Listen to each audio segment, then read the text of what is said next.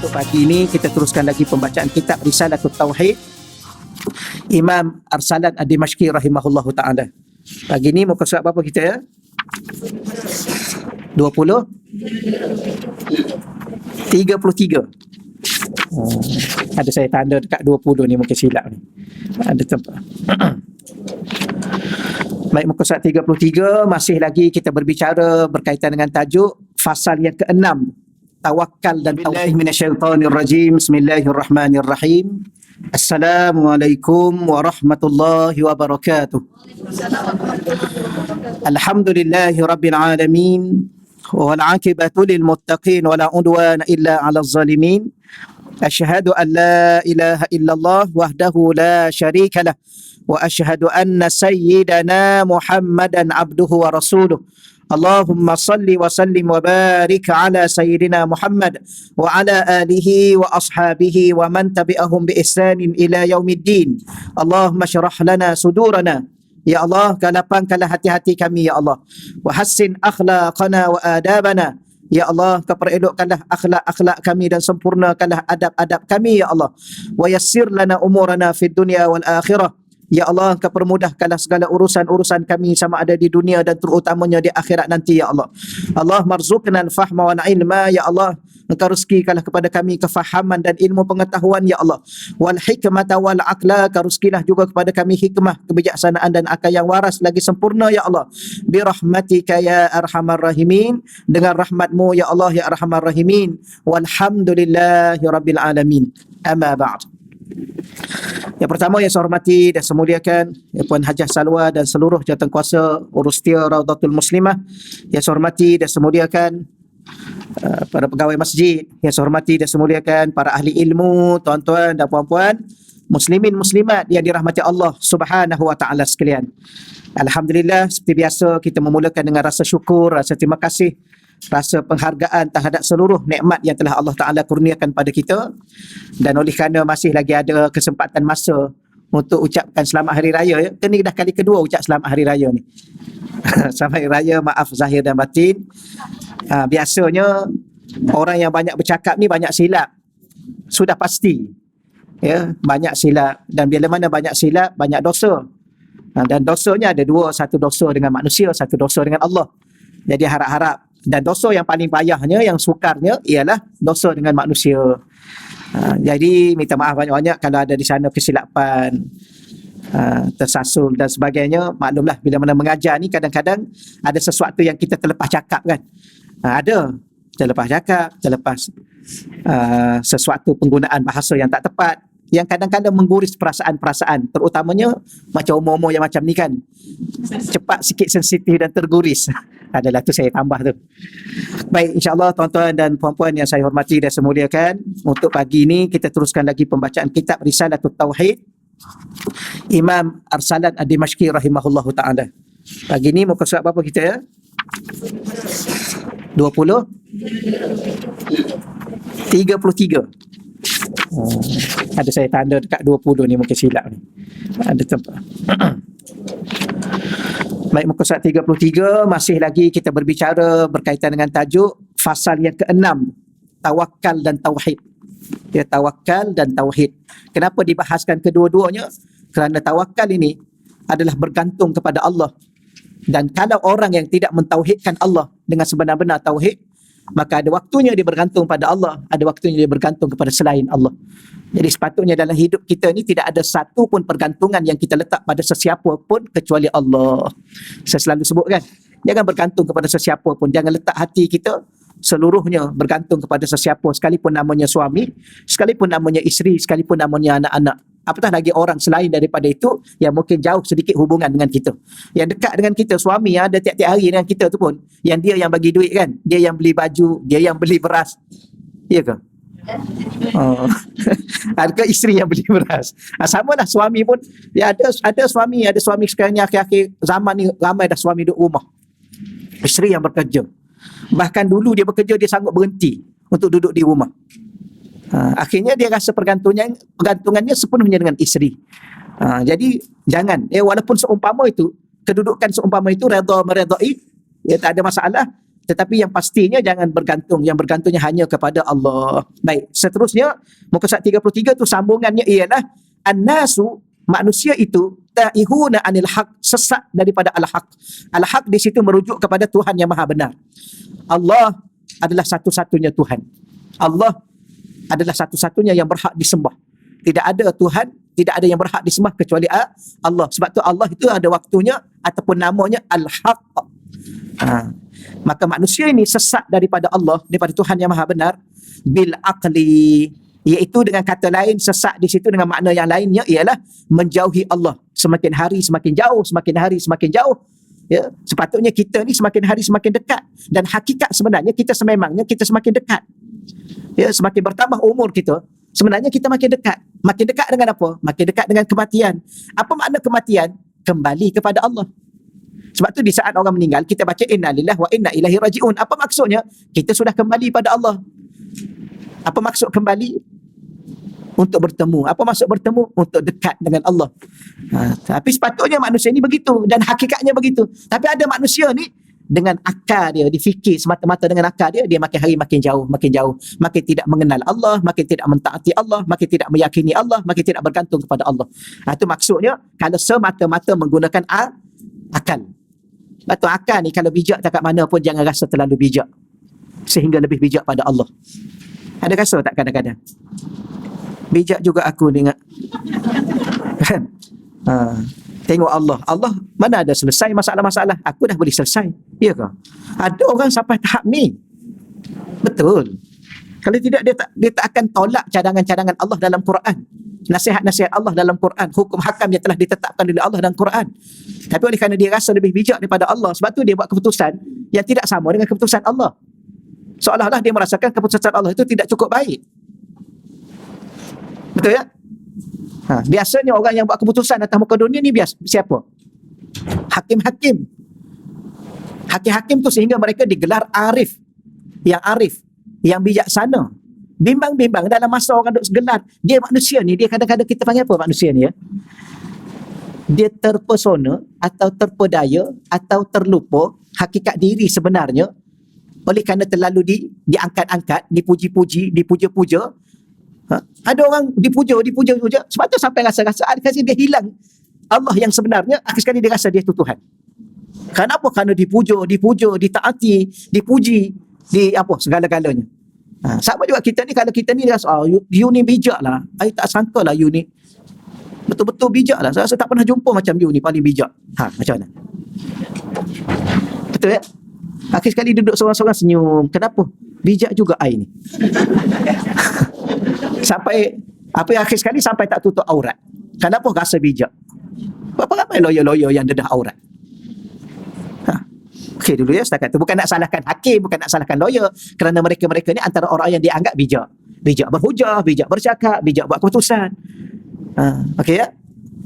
Itulah salah satu bimbang, sekadar peringatan. Bimbang-bimbang ada orang ni dengan akal yang dia rasa dia bijak itu, dia makin jauh dengan Allah. Dan dengan kata lain digunakan juga perkataan kalau dah jauh, apa makna jauh dengan Allah? Jauh dengan hidayah.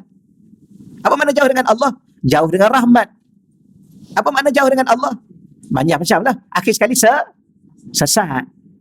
Apa makna sesat? Nak tanya lagi. Ini banyak kali soalan ni ditanya. Apa makna sesat? Sesat ialah salah jalan. Bukan sesat tak jumpa jalan. Kerana dia sesat tu dah dalam sebuah perjalanan. Sesat jumpa tempat lain. Ya, jangan salah faham ya. Sesat bukan tak jumpa tempat, dia jumpa tempat lain. Yang bukan tempat untuk dia tuju.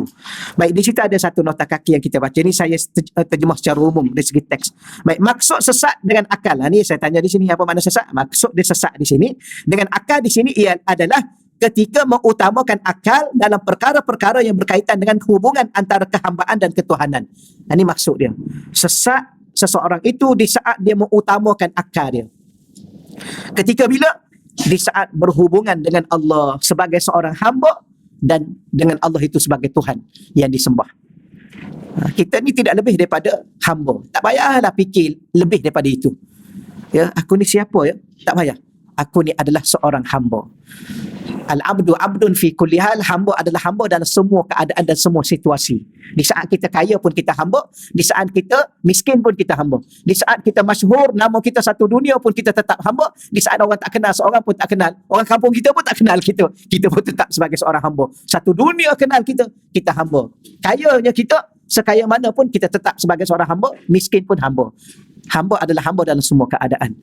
Apatah lagi di saat solat, rukuk dan sujud kepada Allah. Di saat itu kita kena merasai sepenuhnya diri adalah seorang hamba. Baik, antaranya, kalau dia guna akal, dia semakin sesat. Antaranya masalah terbesar dalam perhubungan tersebut adalah tentang persoalan takdir. Hidup ni dengan takdir Allah. Setiap kelipan mata yang kita berkelip itu, setiap denyutan jantung yang kita lalui itu, semuanya dalam takdir Allah, dalam ketentuan Allah. Sebab tu kalau orang ni, kalau dia nak bahagia dengan sebenar-benar bahagia, hiduplah dengan takdir Allah. Dia Allah datangkan sakit, terimalah sakit itu. Cuma berikhtiarlah untuk sihat. Kalau Allah datangkan miskin, maka bekerjalah, berusahalah sehingga sampai satu waktu.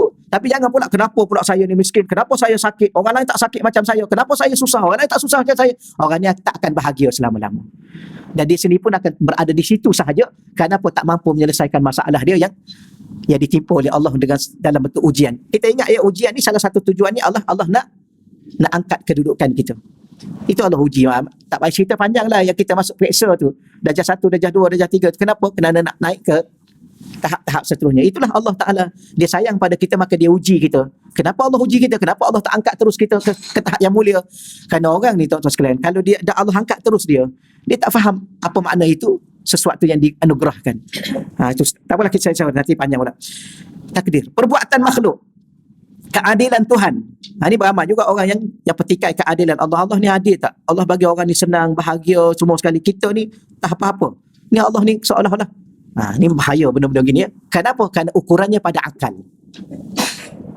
Ukurannya pada akal. Akal ni, apa takrif akal berkaitan dengan adil? Sama banyak. Betul? Anak pertama, anak kedua, kita kena adil. Anak pertama bagi RM1, anak kedua pun bagi RM1 lah. Baru adil. Tapi kalau anak pertama bagi RM1, anak kedua bagi RM50, tak adil. Itu pada akal. Betul? Sebenarnya anak pertama bagi RM1 sebab dia tingkatan 1. Anak kedua tu bagi RM50, dia darjah 1. Okey lah tu. Adil lah tu. Kemudian darjah 1 pula bawa bekal lagi kan. Sebab dia pun bukan pandai membeli pun, darjah 1 baik bawa bekal tu kepada dia. Kemudian anak lelaki kata anak pertama kata tak adil. Saya tak ada bekal, mama bagi kat dia bekal. Adil ni bukan mengikut sama sesuatu itu. Kalau nak adil, anak 1 sampai anak 5 tu bagi baju warna sama. Nak tak kawan tu? Tak nak lah. Anak lelaki warna pink, anak perempuan pun warna pink. Baru adil kan? Ini akal ni. Kalau macam tu akal tak waras. Habis kata sama, you kena sama. Baru adil. Bukan itu. Itulah akal. Sampai satu waktu sesat. Boleh faham insya-Allah ya? Alhamdulillah. Kemudian apa lagi di situ contoh dan sebagainya. Yang akhirnya dengan penggunaan akal pada perkara-perkara tersebut, yang akhirnya dengan penggunaan akal pada perkara tersebut, ada satu golongan yang namanya Mu'tazilah. Dia guna akal. Qadariyah, Jabariyah ni antara contoh-contoh lah ya. Contoh-contoh. Antara manusia yang ataupun kumpulan kelompok golongan yang benar-benar merajakan akal, golongan Mu'tazilah. Ya. Dan sekarang ni Mu'tazilah moden yang namanya liberal. Dulu ni nama-nama pada golongan dulu, sekarang golongan liberal. Golongan liberal ni, yalah, dia apa? Golongan liberal ni hak asasi manusia. Maka lelaki berhak untuk hidup sebagai perempuan, perempuan pun berhak untuk hidup dengan apa yang dia nak. Kalau dia nak jadi lelaki, dia nak jadi apa? Ini bukan ini sesat. Ini yang dikatakan kalau guna akal semata-mata sesat. Ya. Hak ini bila mana dia hidup dengan dirinya, maka dia ada hak. Kalau dia hidup dengan bukan dirinya, maka dia sudah hilang hak. Seorang lelaki yang lahir lelaki, dia hidup sebagai lelaki, itulah dia ada hak lelaki. Seorang perempuan yang lahir perempuan dan hidup sebagai seorang perempuan yang bergelar ibu, yang bergelar isteri, yang bergelar nenek, maka dia ada hak dia. Tapi bila mana seorang perempuan yang lahir sebagai seorang perempuan, kemudian nak jadi ayah. Nak jadi lelaki, nak jadi ayah lah kan. Kemudian nak jadi atuk. Tapi dia perempuan. Cakap kat cucu dia, ya nenek tak nak dah dipanggil nenek. Ya tengok elok ni, nenek dah jadi lelaki, panggil atuk. Kemudian nak bagi hak sebagai seorang atuk. Ni orang panggil apa ni? Sesat lah. Inilah golongan liberal, LGBT. Tapi kalau sebut dalam ni, sekali kena potong ni. Kan? Ni. TikTok ni, dia dengar dia pun bagi amaran. Banyak kali saya dapat amaran. Peduli apa?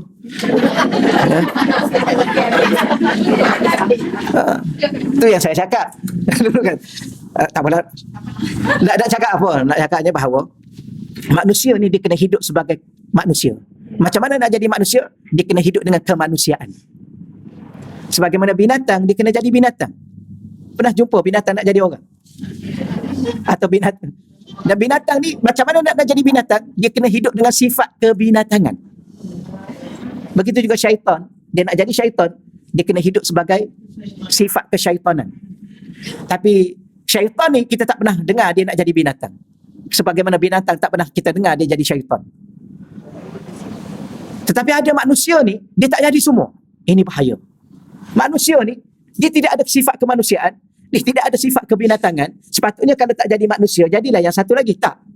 Kerana apa? Kerana tidak ada sifat kebinatangan. Adakah dia jadi syaitan yang menyebabkan dia jadi kesyaitanan? Tidak juga. Ya. Tahu ya? Sebab tu makhluk yang Allah benamkan dalam bumi, yang Allah tak benarkan hidup, yang namanya kaum Nabi Lut. Kaum Nabi Lut, Allah tak benarkan hidup. Kenapa? Dia bukan manusia, dia bukan binatang, dia bukan syaitan. Betul. Puan-puan pernah dengar lembu gay? Pernah dengar? Lembu gay, pernah? Kambing lesbian, kerbau transgender, pernah dengar? Kerbau saya ni Ustaz, dulu murah saya nak jual. Ni mahal ni. Kenapa? Sebab dulu dia betina, sekarang ni saya dah transgender, dia jadi jantan. Nak korban ni kan? Ada. Pernah dengar syaitan lesbian, syaitan gay? Syaitan tahu tak syaitan ni ada lelaki, ada perempuan? Dia beranak. Dia membiak. Cuma dia lahir kat hospital mana kita pun tak tahu lah. Tapi orang ketahunya begitu. Dia membiak. Inilah yang, sebab tu baru benar kata Allah, ulaika kal an'am. Mereka itu ada waktunya seumpama binatang ternak. Bal, bahkan adallu, lebih sesat. Khinzir itu pun Allah benarkan untuk hidup atas muka bumi. Babi itu pun, apa lagi? Anjing itu pun yang katanya najis mughalladh, Allah benarkan melata atas muka bumi ni. Tapi ada satu makhluk ni, kalau tak kena gaya Allah akan benamkan di Palu. Apa yang berlaku di Palu? Dia apa? Dia sewa satu bangunan hotel nak sambut hari sedunia katanya. Tapi kenapa dibuat di situ? Kerana katanya, saya dapat maklumat tu, katanya Palu ni organisasi LGBT yang terbaik. Organisasi, maka mereka jadi penganjur. Allah datangkan satu bangunan hotel yang diduduk tu, Allah meranakkan masuk, Allah telan dalam bumi. Allah tak benar makhluk ni sebab tak tahu makhluk apa. Okey ya, setakat tu dulu. Tajuk apa dah ni? Nak bagi tahu bahawa dulu namanya Mu'tazilah, sekarang namanya liberal. Akhir sekali orang Islam terpengaruh dengan liberal, akhir sekali dia kata apa? Islam liberal. Terpengaruh. Sebenarnya mana boleh Islam liberal? Liberal tu bebas. Islam tu tak bebas. Islam tu terikat dengan Tuhan. Kita kan hamba. Kita ada Tuhan. Maka setiap kali kita bercakap, kita makan, kita minum, kita berkeluarga, bermasyarakat, apa saja pun, kita tak akan bebas. Jangan ikut suka saya lah, saya nak buat apa. Kalau you rasa diri you tu milik you sendiri, ya you yang urus daripada dulu sampai sekarang, you urus sendiri berkelip, you urus sendiri denyutan jantung, you urus sendiri makan dan minum, you masuk dalam ni proses jadi darah, jadi daging, jadi tulang, jadi segala-galanya, you buatlah sendiri. Tapi kalau setiap saat, setiap waktu kita kelipan mata ni pun diurus oleh Allah, denyutan jantung kita diurus oleh Allah, siapa kata dia urus sendiri? Dia sendiri yang buat dia berkelip, dia sendiri buat jantung dia berdenyut, dia sendiri buat kaki dia melangkah. Cuba tengok kat hospital, kenapa tak buat sendiri? Kenapa dah naik kursi roda, berjalan, jalan kaki kan ada. Kenapa orang suap? Mulut kan ada, tangan kan ada. Kenapa? Maknanya sampai satu waktu Allah nak buktikan bahawa seluruhnya yang selama ini, aku yang uruskan dirimu, kata Allah. Bukan kamu. Cuma dah guna akal, dah rasa bijak, dah rasa dialah segala-galanya. Ini bahaya. Jangan salah faham. Habis macam mana? Akal mesti diguna, tetapi sandarannya wahyu. Akal mesti diguna tapi sandarannya agama. Akal mesti diguna tapi panduannya adalah Rasul. Bahkan orang ni memang betul-betul bijak dan jauh lebih bijak. Macam mana kita nak bijak kalau kita tak bersandar kepada orang yang bijak? Dan tidak ada orang yang bijak sebenarnya, kerana yang bijak hanyalah Allah. Okey, dah selesai. Dan sebagainya. Tersesat daripada perhubungan kepada Allah kerana hilang adab kepada Allah. Salah satunya yang punca manusia ni mengutamakan akal, orang itu sudah dikira tidak ada adab dengan Allah. Kerana dia merasakan bijak akal dia nak berbanding dengan segala-gala yang diajar oleh Allah. Begitu juga dalam hubungan kecintaan dan kehambaan. Jadi kita ada dua hubungan ya. Satu hubungan kita dengan Tuhan dari segi kita sebagai hamba, ataupun dari segi kita sebagai yang dicipta oleh Allah, makhluk yang diurus oleh Allah. Satu lagi hubungan dalam sebuah kecintaan kita kepada Allah melalui sifat hamba. Jika seseorang membuat perkiraan akal, pastilah dia tidak mampu melangkah terus ke hadapan dalam perhubungan tersebut. Lihatlah contoh kehidupan Rasulullah sallallahu alaihi wasallam dan para sahabat ridwanullah alaihim ajmain, di mana mereka memilih untuk sanggup kehilangan apa sahaja daripada bentuk kesenangan duniawi dalam perhubungan kepada Allah. Kalau ikut akal, kenapa perlu ikut Rasulullah? Kan susah, kan dihina, kan nak dibunuh, kan dihalau. Tapi sahabat-sahabat Nabi itu, siapa mereka di Mekah itu? Ada setengah sebahagiannya memang miskin, ada setengahnya kaya, handsome. Nama siapa tu yang muda tu? Yang handsome, yang muda tu. Yang mak dia manjakan dia tu.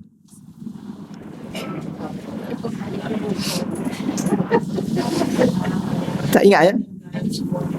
Bukan, ni sahabat Nabi. Bukan Datuk Ali Syukri. So, okey, akak salah dengar. Itu bukan itu maksud saya, sahabat Nabi. Yang dia ni seorang pemuda yang handsome. Dia tinggalkan segala-galanya. Dia ni dah lah handsome, anak orang kaya. Mak dia manjakan dia. Betul. Masa dia masuk masjid Rasulullah di Madinah tu, Rasulullah menangis kerana baju dia bertampung-tampung. Kenapa menangis? Bukan menangis itu apa, betapa hebatnya dia ni, dia boleh tinggal, dia muda lagi. Kira-kiranya orang muda kalau fikir dengan akal yang waras, buat apa ikut ya, susah dan sebagainya. Tapi ada waktunya akal ini dikemudiankan sedikit. Apa yang diutamakan? Kecintaan kepada apa? Kepada Allah dan Rasul. Waktu kadang-kadang kita kan, kalau kita fikir dengan akal, ialah baik tidur lah daripada bangun malam, baik makan banyak lah. Tapi hati ni mengutamakan kecintaan pada Allah dan Rasul, maka puasa malam, qiyamul lail. Kalau fikir dengan akal, duit yang ada tu kan, gunalah untuk kesenangan kita, kemewahan kita, berjalanlah ke mana-mana. Tapi banyak masuk dalam tabung kan. Kenapa? Ini kecintaan kepada Allah dan Rasul, dan pasti Allah akan gantikan dengan yang lebih baik. Kenapa? Yakin. Tapi ada orang tak yakin, dia gunakan dia, buat apa bagi. Okey, baik, seterusnya begitu juga dalam hubungan mana tadi, pastilah dia tidak mampu melangkah. Tak, salah tu, Sayyidina Bilal bin Rabah, Sayyidina Bilal yang bawah sekali, Sayyidina Bilal bin Rabah radhiyallahu anhu 20 Hijrah menjadi antara contoh yang agung di mana pertimbangan akal dalam perhubungan kehambaan dan kecintaan sudah tidak lagi berperanan, tetapi sebaliknya penghayatan terhadap muka surat 34, kemanisan iman sahajalah, penghayatan terhadap kemanisan iman sahajalah akhirnya menyebabkan Sayyidina Bilal radhiyallahu anhu mampu menahan berat batu yang menindihnya di bawah terik matahari, seraya beliau mengungkapkan ahad. Apa makna ahad? Esa. Ya, terbit daripada hatinya mengesakan Allah. Hanya Allah tempat dia bergantung, hanya Allah tempat dia berserah. Ya, kalau dia tidak bergantung dengan pada Allah, maka takkan keluar perkataan ahad. Ya. Kalau kita sakit kat hospital, kat mana-mana pun, dah sakit tu sakit teruk, biasa kita sebut apa? Allah. Tapi kenapa Sayyidina Bilal ni dia tak sebut Allah, dia sebut ahad. Kita pun tak pernah dengar kan, kalau orang sakit kita pun tak pernah. Ya, kalau pernah dengar pergi hospital tiba-tiba bunyi ahad. Mesti kita faham lain. Mesti kita faham dia ni meracau. Bukan ahad tuan, Selasa. Sebab kita ingat dia meracau, dia sakit kan, ni orang ni meracau ni. Kalau kita tak belajar kisah ni. Tapi Sayyidina Bilal oleh kerana dia berada di dalam satu zaman, satu golongan masyarakat yang syirik kepada Allah, maka oleh kerana dia menghayati bahawa Allah itu Tuhan yang Esa, maka keluar daripada hatinya yang dalam melalui lisan dia, ahad, ahad. Hanya Allah tempat bergantung, hanya Allah tempat bersandar, hanya Allah tempat berserah, hanya Allah segala-galanya. Kenapa? Kerana dia bukan fikir. Kalau fikir ketika itu dengan akal, tak apalah. Orang panggil apa? Ikut je lah dulu. Kan akal ni kan mesti dia ada cadangan dia, akal ni. Dia duduk tengah sakit, dia tengah panas. Panas ni, sakit ni. Cakap pada Abu Lahab, Abu Jahal, okeylah, I ikut you dululah. Akal kan? Akal kan dia licik. Kemudian kita lepas tu kita kira lah macam mana pun lari je lah lepas tu. Janjinya batu tu dia angkat dulu sakit. Tak, biarkan batu tu, dia akan panas tu. Yang pastinya dia hanya dengan Allah. Macam mana kita? Itulah yang sepatutnya pada diri saya, pada diri tuan-tuan dan puan-puan. Tapi kita cakap mudah lah kan. Tapi harap-harap di saat kita berdepan dengan sesuatu, kita harap apa yang kita belajar hari ini terbit daripada hati kecil kita dan kita bertahan dengan itu. Bukan sekadar kita mengutamakan akal kita yang kadang ada waktunya akal kita dipengaruhi dengan sesuatu yang rasa bijak, rasa cerdik, rasa pandai, rasa genius. Akhir sekali jauh dengan Allah. Makin hari makin jauh, makin hari makin jauh. Boleh insya-Allah ya. Kemudian muka surat seterusnya, wataihuna anil akhirah bil hawa. Ada manusia ni dia jauh dengan Allah dengan akal. Ada manusia dia jauh daripada sesat, daripada akhirat dengan sebab hawa nafsunya. Kita jauh daripada Allah dengan akal kita. Kita jauh juga daripada akhirat dengan nafsu kita. Apa makna jauh dengan akhirat sedangkan kita sedang berjalan menuju akhirat? Jauh daripada sesuatu yang sepatutnya kita dapat di akhirat, syurganya, kesenangannya, kebahagiaannya. Tapi orang makin jauh. Padahal dia tetap akan kembali ke akhirat. Apa yang menjauhkan dia? Hawa nafsu dia. Dia yang kata setengah-setengah pihak, tuan-tuan sekalian dia, wallahu alam. Ada setengah kata hadis tapi daif, tak apalah. Ya, orang perempuan ni ada 9 nafsu. Orang lelaki ada 9 akal, 1 nafsu. Orang perempuan ada 9 nafsu, 1 akal. Wallahu alam ya. Tapi kadang-kadang sama aja. Ya, orang lelaki pun bernafsu juga. Orang perempuan pun bernafsu. Apa makna bernafsu? Mengutamakan nafsu. Nak itu, nak ini, semuanya nafsu. Iaitu yang akan menjauhkan dia daripada akhirat. Jangan cakap pula dan menuduh orang, tu nafsu lah tu. Habis kita bukan nafsu. Orang perempuan selalu ya. Orang lelaki, kalau orang lelaki kahwin 2, tu nafsu lah tu. Habis kahwin dengan dia dulu, tak ada nafsu. Tak adalah, tu saja contoh. Tapi orang lelaki pula dia tuduh, you ni selalu ikut nafsu, nak marah kat I. Padahal orang lelaki juga kadang-kadang lebihkan nafsu. Maknanya kita ni sama. Tapi kalau ikut perkiraan peratus, orang lelaki akalnya 1, nafsu akalnya 9, nafsunya 1. Orang perempuan katanya nafsunya 9, akalnya nafsu. Nafsunya 1. Tapi sebenarnya kadang-kadang 10 semua, dua-dua. Lelaki pun 10, orang perempuan pun 10. Kenapa? Kalau tidak jadi hamba kepada Allah. Betul. Okeylah. Apa maksudnya di sini? Kita baca kat bawah tu, letak kaki angka 34 tu. Maksudnya jika seseorang itu sibuk mengikut hawa nafsunya, biasanya dia ditambah hawa. Sebab tu dia tulis di situ al-hawa. Dia ejaannya hak dengan hak. Ya. Sayyidah ya, tapi itu Hawa itu yang salah bagi nama anak. Nama apa? Siti Hawa. Jangan ya. Hawa huruf ha. Bukan Hawa. Hawa. Maknanya W ada 2. Jangan bagi nama Hawa. Hawa yang ni. Ni. Anak yang sepatutnya Hawa. Apa makna Hawa? Allahumma salli alaihi wasallam. Ada satu tu. Nabi Adam, kenapa nama Adam daripada Adim? Apa makna Adim? Tanah yang ada di permukaan bumi. Itu disebut Adam daripada Adim. Hawa ni daripada Hayyun. Hawa daripada perkataan Hayyun dalam kitab Imam Al-Jami' li Ahkamil Quran, Imam Al-Jami' li Ahkamil Quran, Imam Qurtubi. Imam Qurtubi. Dia kata Hawa daripada Hayyun. Apa makna Hayyun? Hidup. Maknanya Hawa daripada sesuatu yang sudah hidup, iaitu Nabi Adam. Itu Hawa. Maka orang yang diberi nama Hawa, jiwa dia jiwa yang hidup. Dia daripada benda yang hidup. Itu salah satu pandangan lah. Tapi kalau bagi nama Hawa, Hawa, inilah Siti Hawa. Maaf ya, itulah keadaan. Tapi bila mana bagi nama orang, harap-harap taklah terhadap rujuk pada pegawai ini. Tapi sebab tu kena eja dengan hak. Jangan eja dengan hak simpul. Apa bezanya? Hak simpul pangkal halkum. Hak pedas pertengahan halkum. Hak. Okey. Jangan bunyi macam nak keluar hak. Yang itu huruf kha. Kha hujung halkum. Dia kha hujung halkum. Menekan pada anak lidah. Hujung halkum ia akan bersentuh dengan anak lidah. Itu huruf kha. Tahu anak lidah yang bergantung tu. Ada orang kata anak tekak, ada orang kata anak lidah. Sebenarnya dua-dua tak ada anak. Yang gula-gula apa sepsil ke? Tu yang dekat tu anak lidah. Tapi bila mana sebut hak, sentuh kat situ. Kalau puan-puan sebut hak, sentuh kat situ, salah. Okey ya. Okey, setakat itulah pengajian tajwid. Dalam kita Hawa. Ramai orang silap. Tapi harap-harap dia tidak bermaksudkan yang ni, dia bermaksudkan Sayyidah Hawa. Ya.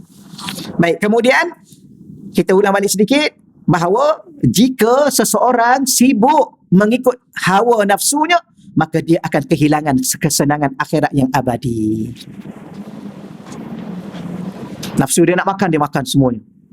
Tak kira halal, tak kira haram. Nafsu nak apa? Dia kejar segala-galanya. Tak kira dosa, tak kira pahala. Nafsu dia nak apa? Dia tak kira hak dia, hak orang dia sapu semua. Akhirnya hak Allah pun dia ambil. Ya. Ni isu kalimah Allah, subhanallah. Dah lama dah tak selesai. Daripada tahun berapa saya ingat? Tahun berapa lagi tak selesai. Kita pun tak faham kenapa susah sangat nak selesai. Ya, Allah adalah Allah. Dia tidak boleh dimiliki dan dia yang memiliki. Jangan bagi nama dia kepada sesiapa pun. Tidak ada sesiapa yang berhak memiliki namanya. Namanya adalah milik dia. Dan kita orang Islam mesti mempertahankan nama itu.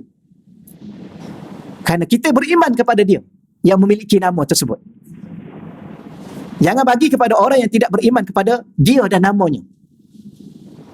Ya. Tapi ada orang, minta maaf saya minta izin untuk penjelaskan. Dia ada beza antara sebut, guna dan mempergunakan. Sebut boleh? Boleh. Orang Arab musyrik pun sebut. Kalau ditanya kepada mereka siapa cipta langit, siapa cipta bumi, mereka akan sebut Allah. Sebut. Adakah mereka beriman? Tidak. Mereka sembah? Tak juga. Tapi nak sekadar nak sebut-sebut lah. Tapi guna. Okey, boleh tak? Guna pada perkara yang tepat dengan maknanya dan dirinya. Siapa Allah? Tuhan yang esa, yang tunggal, yang tidak berbilang-bilang, yang tidak tiga, yang tidak dua, yang tidak satu, yang tidak satu di dalamnya tiga. Tidak. Yang tidak dua, yang tidak tiga, yang tidak 3,000. Guna, boleh. Siapa yang guna pada makna yang tepat? Hanya orang Islam yang beriman kepada Allah yang esa, yang menggunanya pada yang tepat. Tapi kalau menggunakan pada yang tak tepat, tak boleh. Siapa boleh bagi jaminan bahawa orang bukan Islam itu menggunanya pada yang tepat? Siapa boleh bagi jaminan? Mana ada boleh bagi jaminan? Dengan Allah pun dia kufur, dengan Allah pun dia kafir, dengan Allah pun dia tak kenal. Mana bukti dia tak kenal? Dia menyembah berhala, itu bukti yang paling nyata bahawa dia tidak mengenal Tuhan yang sebenar. Ya, orang non-Muslim yang menyembah selain Allah dengan menyembah berhala, sembah pokok, sembah selain itu, itulah bukti bahawa dia sudah salah faham tentang Allah. Maka kalau diberi izin untuk dia guna Allah, adakah dia guna dengan betul? Tak betul, kerana dia sudah salah faham daripada awal lagi. Apatah lagi kalau ada yang nak mempergunakan, dengan mempergunakan nama itu untuk yang tidak tepat. Kenapa tidak tepat? Mana you tahu? Nah, orang ini sudah mengatakan Tuhan itu 3. Sudah pasti dia akan gunakan pada benda yang tak tepat. Dan apa tujuan dia nak guna? Sedangkan dia sudah ada sesuatu yang dia sendiri pun faham dan berpegang Kenapa dia nak guna? Mesti dia nak mempergunakan untuk orang yang lain, menipu dan sebagainya. Mesti. Kerana dia sendiri pun tak akan mungkin guna Allah. Dia pun bila mana terkejut pun dia tak kata Allah, dia kata oh God. Dia tak akan kata Allah sebab bahasa rasmi dia pun bukan Arab. Benda yang simple macam ni pun kalau kita itu toleransi lah. Mana boleh. Akak, saya pinjam suami akak boleh? Pinjam. Nak bagi kat kakak saya. Pergi kenduri. Suami akak kan handsome. Pinjam boleh? Alah, toleransi lah. Ada benda tak ada toleransi. Betul. Ada benda boleh toleransi, ada benda mana boleh toleransi. Inilah hakikatnya. Hawa. Kenapa? Kerana ikut hawa nafsu. Kenapa? Kerana nak dapatkan sesuatu, nak dapat nama, nak dapat itu, nak dapat ini, nak tunjukkan dirinya adalah toleransi. Sebenarnya kita akan kehilangan akhirat. Apa makna kehilangan akhirat? Kehilangan syurga. Apa makna kehilangan syurga? Kita akan dapat neraka. Itu maksud dia. Jangan faham kehilangan syurga dan tak ada apa-apa. No. Ya, kehilangan syurga ni akan dapat confirm dapat neraka. Orang yang kehilangan bahagia di akhirat pasti akan derita. Ai tak apa. Ai tak bahagia pun tak apa. Kan dunia sekarang kan. Tak apa. Ai tak bahagia pun tak apa. Ai duduk dengan apa yang ada. Wah, sedap cakap. Dunia okeylah. Akhirat okey tak apa. Ai tak dapat syurga pun tak apa. Oh, bolehlah cakap dah. Kalau nak. Ya. Ai tak bahagia di akhirat pun tak apa. Ai dunia pun boleh hidup, takkan akhirat tak boleh hidup? Cubalah nak tahu. Itulah manusia. Hawa. Bukan nafsu, hawa nafsu. Dia nafsu satu, hawa dua. Itu dikatakan hawa nafsu. Kecenderungan yang menyesatkan, yang terbit daripada kehendak nafsu yang tidak ada sandaran kepada Allah. Maka dia akan kehilangan akhirat yang abadi. Apa makna kehilangan akhirat yang abadi? Kehilangan akhirat yang kekal selama. Apa makna? Hilang bahagia selama-lama. Hilang kemuliaan selama-lama. Akan kekal dalam kehinaan selama-lama. Derita selama-lama. Sebab tu dunia ni kalau derita pun okey lah. Ada orang lebih derita pada kita. Contoh, kalau sakit sikit pun tak apalah. Dunia. Kenapa? Ada orang lebih sakit daripada kita. Tapi sakit akhirat jangan cari pasal. Derita akhirat jangan cari pasal. Lepas tu saya ingatkan dalam itu kan. Ada waktu ruang nak maafkan orang, maafkanlah. Dan minta maaflah dengan orang. Jangan tangguh-tangguh. Kalau I minta maaf dengan dia, nanti apa pula dia mesti dia rasa bangga. Tak apalah, biarlah dia bangga sebab kita maaf, kita minta maaf. Ada orang kan, tengok orang tu dah minta maaf dengan I, baru dia tahu siapa I. Tak apalah, biarkanlah. Bagilah kat dia pun, dia nak berbangga-bangga. Pastinya kita lepas akhirat. Kerana akhirat akan lebih derita daripada apa yang kita rasai derita dunia. Akhirat ni lebih hina daripada kita rasa terhina di dunia. Itulah antara benda hakikat yang kita kena faham dalam kehidupan kita. Lagipun kita dah makin dekat. Allah. Kita ni lah, kita cakap kat orang mudahlah, kita ni terhege-hege kita ni tak tahu ke mana. Kadang-kadang orang meninggalkan, dalam keadaan apa pun dia meninggal. Dia sudah melalui satu fasa. Mungkin saat akhir tu Allah ampunkan dosa dia. Kita tengok dia ni mati dah. Dulu ni jahat ni. Tak apalah, tapi dia telah melepasi satu fasal. Kita ni macam mana? Dan kita tak tahu, mungkin di saat akhir fasa kehidupan dia sebelum berpindah dunia ke akhirat dia, Allah ampun dosa dia. Kita ni yang ada berbangga, yang rasa hebat, yang rasa cerdik, yang rasa kaya, yang rasa handsome, kan, yang rasa cantik ni, dedah kecantikan satu dunia. Apa akhir kehidupan kita? Yang rasa cerdik, tunjuk cerdik kita satu dunia. Ada orang ni, dia seorang je cerdik, orang lain semua bodoh. Ya? Dia seorang je pandai, dia seorang je tahu. Ni ada orang ni kan datang muka dunia ni kan, orang lain semua tak tahu. Dia seorang je pandai baca Quran kan, orang lain semua tak betul baca Quran. Ada atas muka dunia, tunggulah dia satu hari nanti. Kalau dia dengan iman, orang beriman bukan begitu. Mesti dengan hawa, dengan nafsu. Orang ni kalau dia dah mula rasa diri dia mulia, itu bukan iman. Iman akan merasai dia tu hina. Kenapa? Bila mana dia beriman pada Allah, dia tahu siapa dia? Hamba. Kalau dia tahu dia hamba, dia muliakah dia? Mana ada hamba yang mulia? Mesti dia rasa dirinya hina. Dan kalau dia hina, kenapa dia nak hina orang lain? Ha? Kenapa dia sibuk hina orang ni, hina orang ni, hina orang ni, kalau dia tu juga hina? Bila mana dia beriman pada Allah, dia sudah meyakini bahawa hanya Allah yang cerdik. Selain Allah itu bodoh. Maka dia merasakan diri dia bodoh. Kalau dia bodoh, kenapa dia membodohkan orang lain? Ya. You bodoh juga kan? Okey, you bodoh. Kenapa you kata I bodoh? Sebab you juga bodoh. Macam mana dia cakap? Mesti dia rasa dia cerdik, sebab tu dia bodohkan kita, dia bodohkan orang. Sebab dia rasa dia cerdik. Orang yang rasa cerdik ni, orang sedang kesesatan. Mana bukti? Akan sampai satu masa Allah uji dia. Dia sendiri pun tak mampu nak selesaikan masalah dia. Ketika tu baru dia tahu berapa cerdiknya dia. Sebab tu kadang-kadang Allah bagi orang ni biar sedar diri. Allah bagi kat kita samalah. Allah bagi sesuatu kat kita, Allah nak kita ni sedar diri. Ya, kita sendiri pun tak sedar, duk sibuk nak sedarkan diri orang. Dia sendiri pun tak sedar. Mana boleh orang tidur kejutkan orang bangun? Orang yang sedang tidur mengejutkan orang yang sudah bangun. Ini masalah orang ini. Okey ya? Okey lah. Allah. Moga-moga Allah selamatkan kita, ibu bapa kita, anak isteri kita, zuriat kita daripada merasa cerdik dan merasa mengikut hawa nafsu. Kita akan kehilangan segala-galanya. Rasa cerdik hilang Allah, rasa ikut hawa nafsu hilang akhirat. Kemudian masa ada lagi ke? Sikit lagi kan. Kemudian matan atau teks yang seterusnya.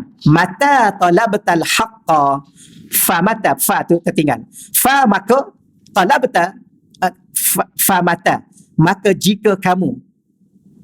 Oh ni dia terjemah ringkas ni. Dan mata tu apabila, maka bila mana boleh juga, tak apalah.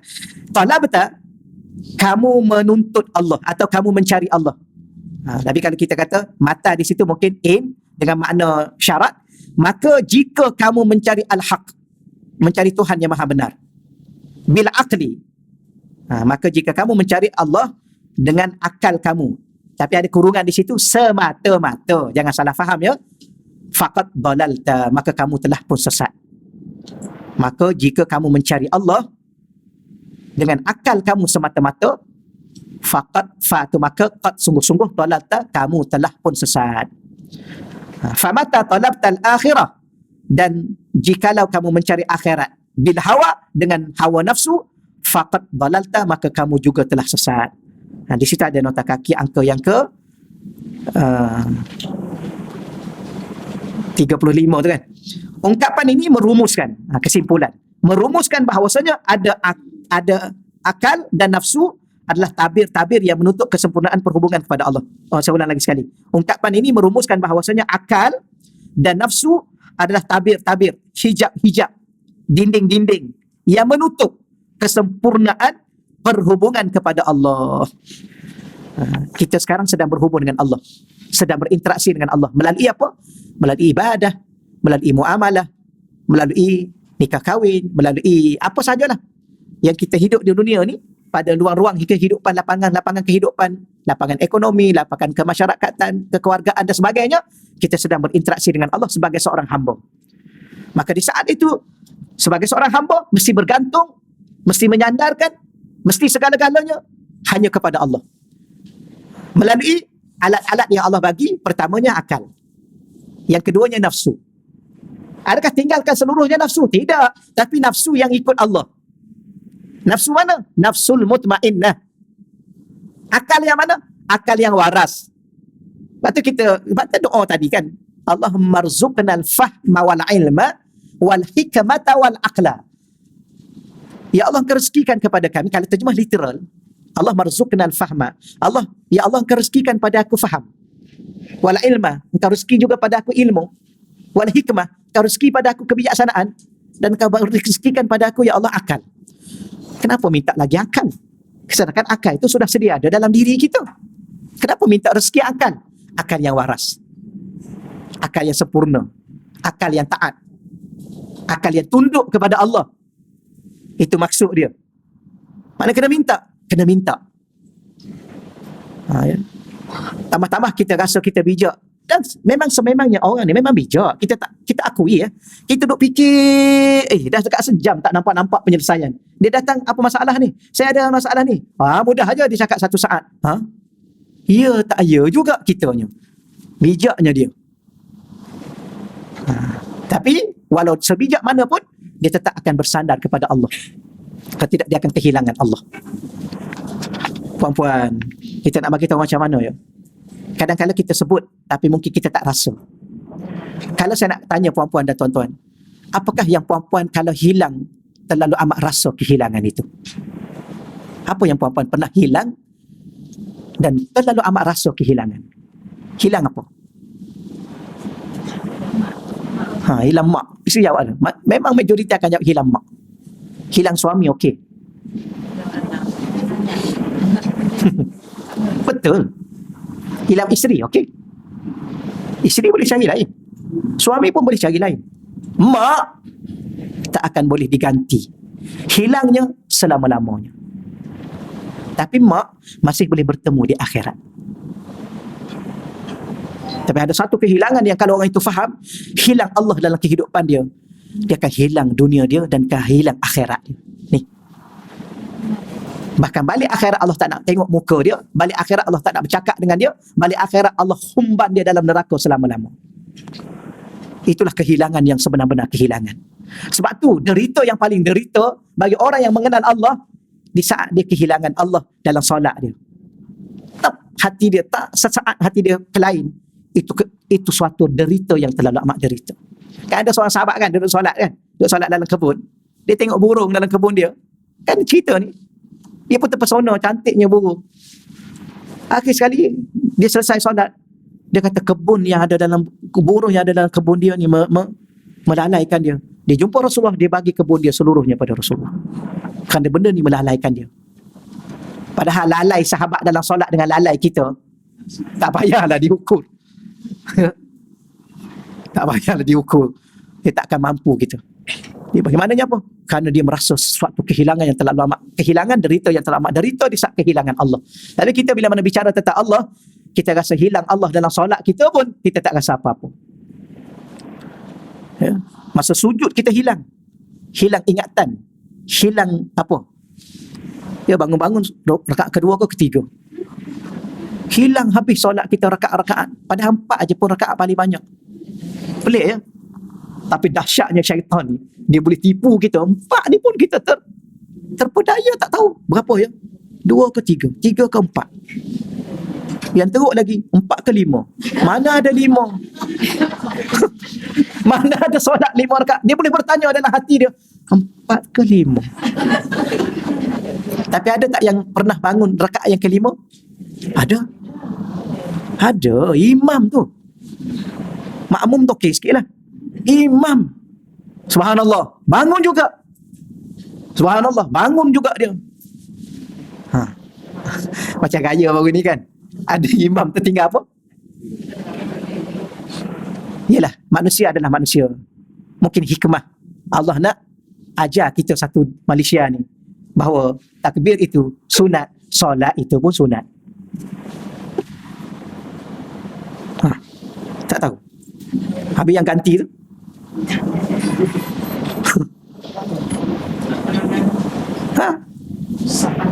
takbir itu pun sunat, solat tu pun sunat.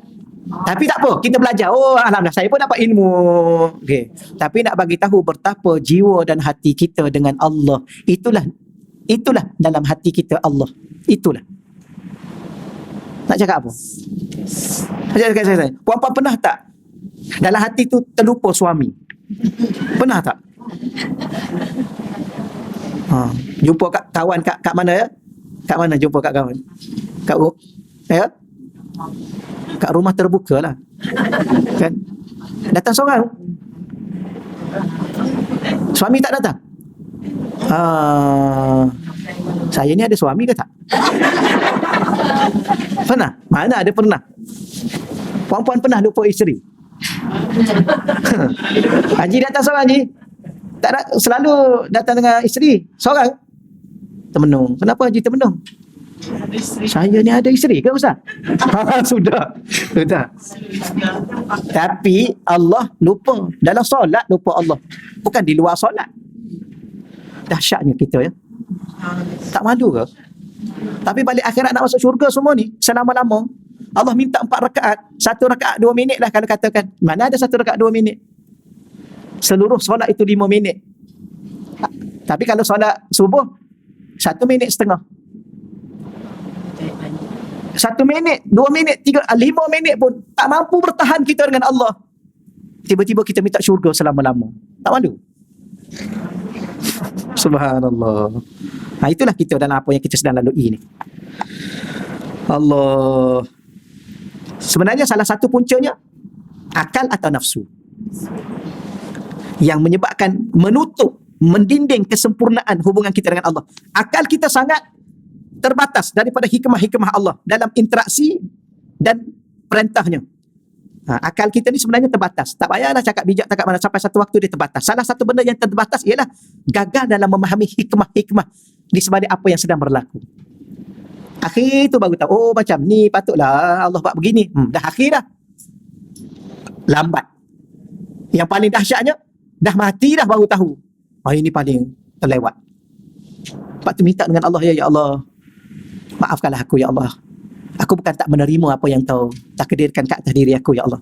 Tapi boleh tak kau fahamkan aku apa di sebalik yang sedang berlaku. Akal aku tak mampu untuk menjangkaunya ya Allah. Sujud pada Allah minta. Saya pernah buat begitu. Akhir sekali memang Allah tunjuk. Sama ada Allah tunjuk dalam memahamkan hati kita, Allah tunjuk dalam mimpi kita. Saya pernah buat masa di Yaman dulu. Ada sesuatu yang berlaku. Saya beli kereta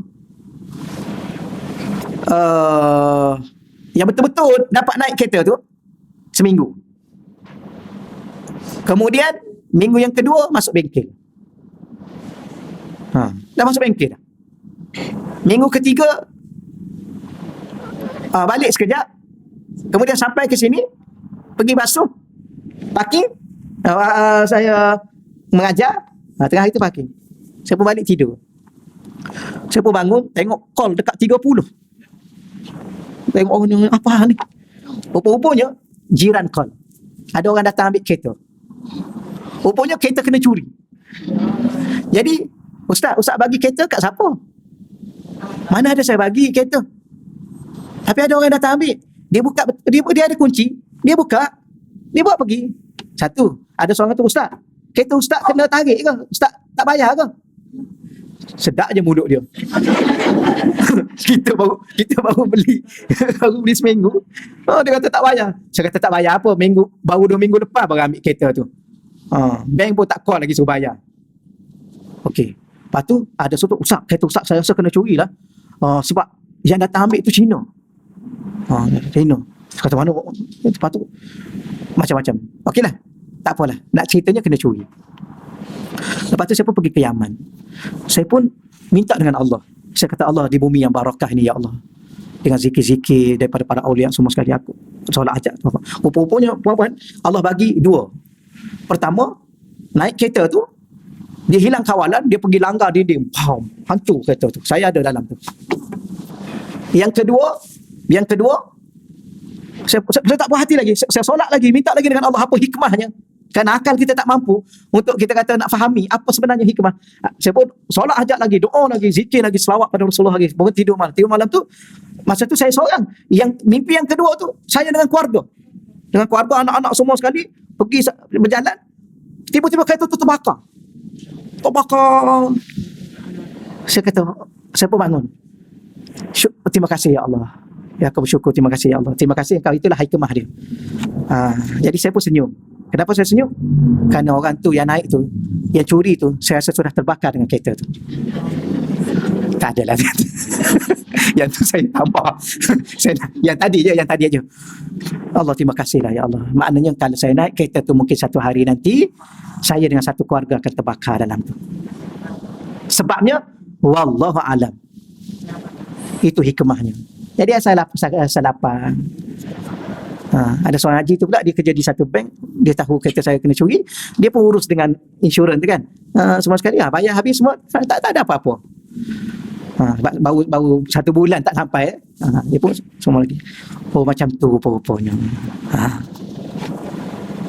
Kita sedih lah kan, sedih, ya Allah, sedih macam-macam kita dalam hati kita. Kenapalah ya Allah aku ni? Rupanya itulah. Subhanallah. Allah, ya. Kemudian yang terakhir. Yang terakhir mana tadi? Sebagaimana hawa nafsu juga sering mengajak kepada kerendahan dan kesementaraan dunia. Ya, nafsu ni dia ajak kita.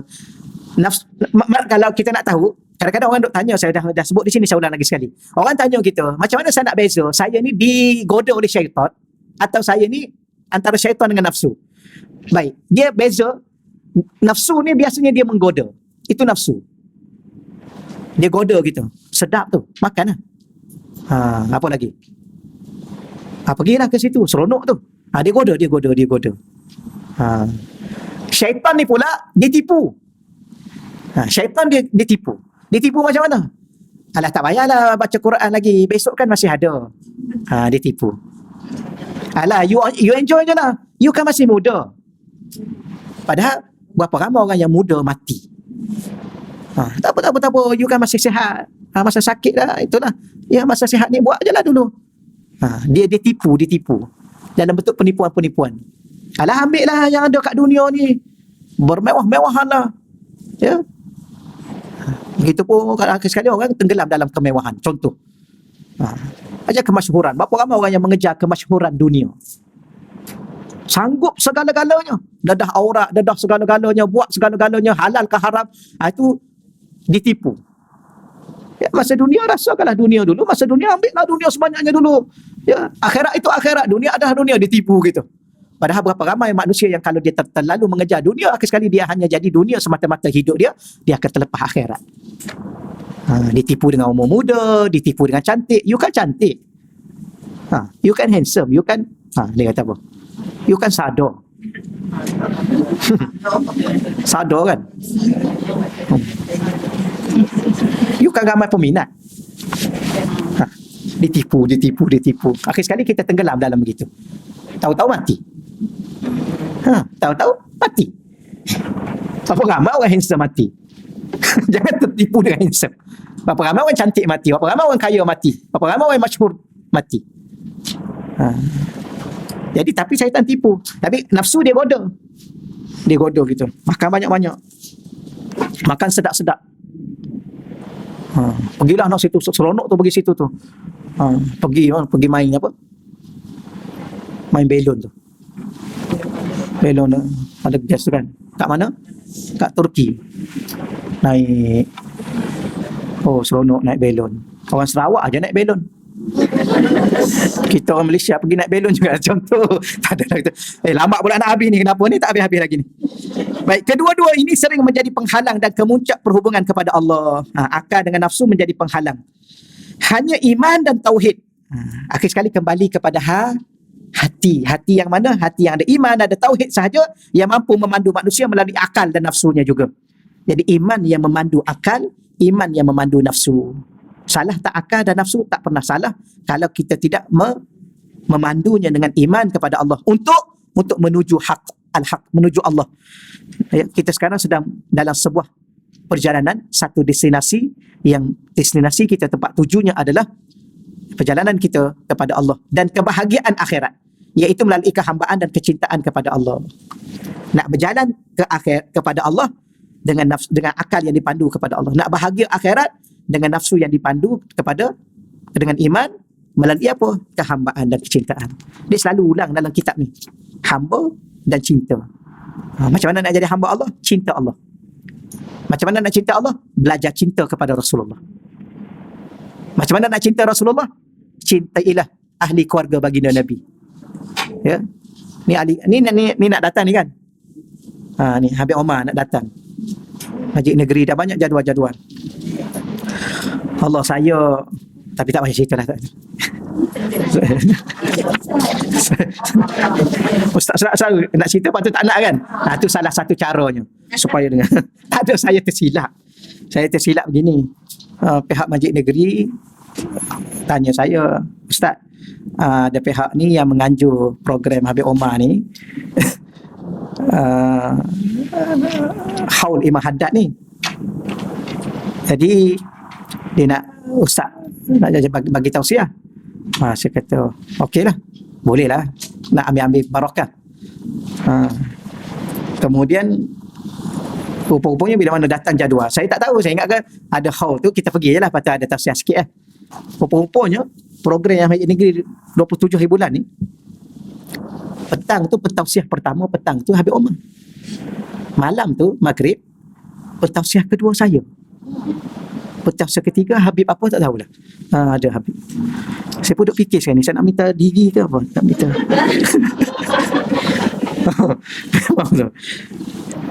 tak tidur leh, nak minta uzur ke macam mana, tak tahu nak istighfar. Ya subhanallah, silap kita.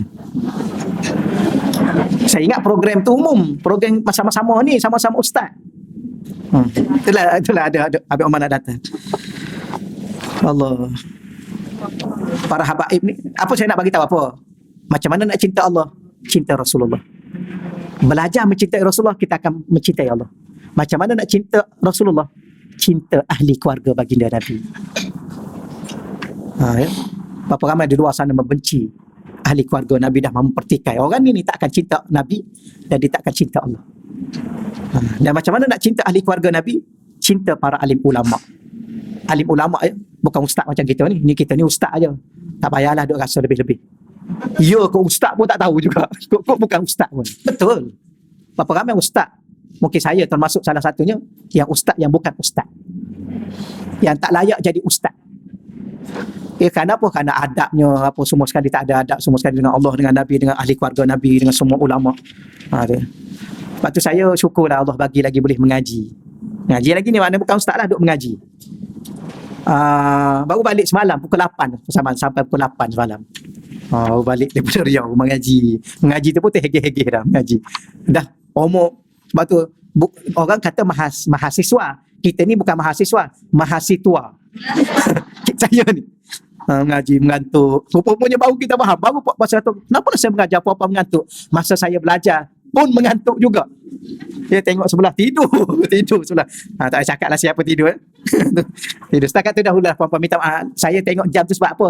Masa dah sampai, tapi oleh kerana saya terlewat sikit tadi 5 minit, saya dah lebihkan tu sikit. Setakat tu lah. Ada soalan? Tak ada dah ya, masa dah habis. Di sini ni dah baca doa ke belum ni? Ke baru letak? Tak apalah, kita sekalikan lah ya. Mohon doa semoga Dr. Haji Abdul Jalil bin Haji Nordin, masalah jantung. Belum ni?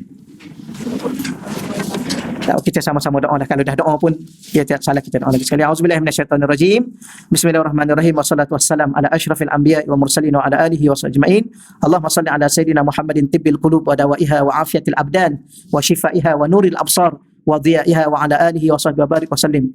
Allahumma salli salatan kamilah wa sallim salaman tamman ala sayyidina Muhammadin alladhi tanhallu bihi al-uqad wa tanfariju bihi al-kurab wa tuqda bihi al-hawaij wa tunalu bihi al-raghaib wa husnul khawatim wa istasqa al-ghama bi wajhihi al-karim wa ala alihi wa sahbihi fi kulli lamhatin wa nafasin bi adadi kulli ma'lumin lak. Allahumma anzil alaina ya Allah wa ala Dr. Haji Abdul Jalil ya Allah dawaan min dawaik wa shifaan min shifaik wa rahmatan min rahmatik wa barakatan min barakatik ala hadhihi al-awja' wal amrad wal asqam fatabra bi rahmatika ya arhamar rahimin. Allahumma shfi mardana ya Allah wa sahih ajsadana bi rahmatika ya arhamar rahimin. Ya Hafiz ya Hafiz, ya Kafi ya Muhit, subhanaka ya Rabb ma a'zama sya'nak wa a'za sultanak, tahassanna billah wa bi asma'illah wa bi ayatillah wa malaikatillah wa anbiya'illah wa rusulillah wa salihina min ibadillah, tahassanna anfusana bila ilaha illallah Muhammadur Rasulullah sallallahu alaihi wa alihi wa sahbihi baraka wa sallam.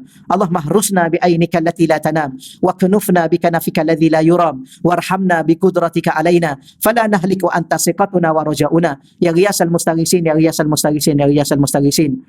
Allahumma hazad du'a ya Allah wa minkal ijabah وهذا الجهد وعليك التكلان وإنا لله وإنا إليه راجعون ولا حول ولا قوة إلا بالله العلي العظيم ذي الحبل الشديد والأمر الرشيد. اللهم إنا نسألك أمنا اليوم الوعيد والجنة يوم الخلود مع المقربين الشهود الركع السجود والموفين لك بالعهود إنك رحيم ودود وأنت تفعل ما تريد. ربنا تقبل منا دعاءنا عامة وصلاتنا تامة ولا تعذبنا يوم القيامة إنك على كل شيء قدير. وصلى الله على سيدنا ومولانا محمد والحمد لله رب العالمين. تقبل الله منا ومنكم يا كريم.